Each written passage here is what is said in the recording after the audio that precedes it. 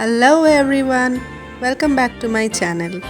আজ আমি লাঞ্চের জন্য বানাচ্ছি খুবই সিম্পল এবং ইজি চিংড়ি মাছের একটা রেসিপি, শসা চিংড়ি। এটা আমাদের বাড়িতে সবার অত্যন্ত প্রিয় একটি রান্না। তো চলুন দেখে নেওয়া যাক। সবার প্রথমে আমি এখানে নিয়েছি 250 গ্রাম চিংড়ি মাছ, যেটা ভালোভাবে ধুয়ে পরিষ্কার করে আমি এখানে দিয়ে দিয়েছি হলুদ গুঁড়ো এবং পরিমাণ মতো নুন দিয়ে এবার ভালো মতন আমি চিংড়িগুলোর গায়ে হলুদ এবং নুনটা মাখিয়ে নিচ্ছি। এবার একটি কড়াইয়ে নিয়ে নিলাম পরিমাণ মতন সর্ষের তেল। তেলটি গরম হলে চিংড়িগুলো একে একে হালকা করে ভেজে তুলে নিচ্ছি।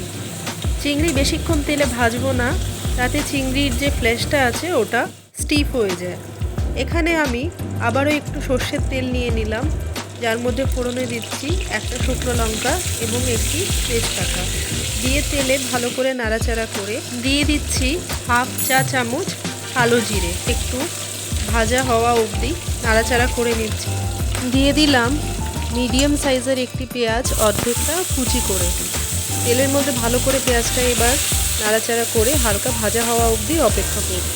পেঁয়াজটি ভালোভাবে ভাজা হয়ে গেলে এবার আমি তেলের মধ্যে দিয়ে দিচ্ছি হলুদ গুঁড়ো এবং দিয়ে দিচ্ছি ওর মধ্যে কাশ্মীরি লাল লঙ্কার গুঁড়ো। তেলের মধ্যে হলুদ গুঁড়ো এবং লাল লঙ্কার গুঁড়োটি দিলে পরে কালারটা খুব সুন্দর আসবে, তাই এই গুঁড়োগুলো তেলের মধ্যে দিয়ে ভালোভাবে আরেকবার নাড়াচাড়া করে নিচ্ছি।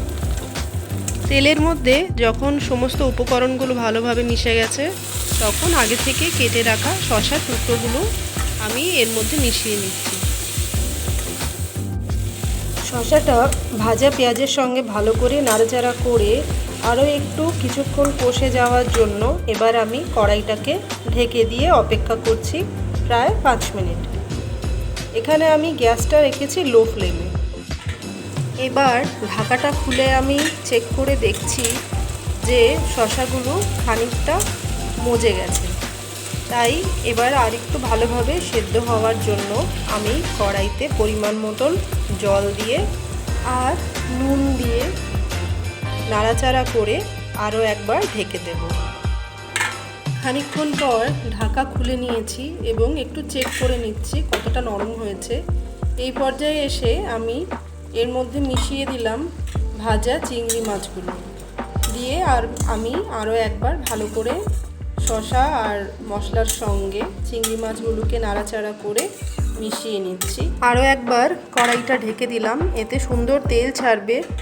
রান্নাটা কিছুক্ষণ লো ফ্লেমে হওয়ার পর আমি ঢাকাটা সরিয়ে দিয়ে এবার দেখতেই পাচ্ছেন কি সুন্দর সাইড দিয়ে তেল বেরিয়েছে।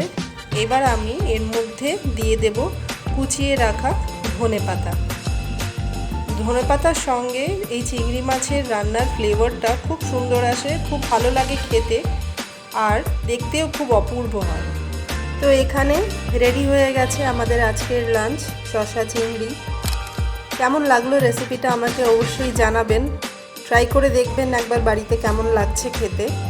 আর আমার এই রেসিপিটা যদি ভালো লেগে থাকে আমার চ্যানেলটিকে লাইক, শেয়ার এবং সাবস্ক্রাইব করবেন।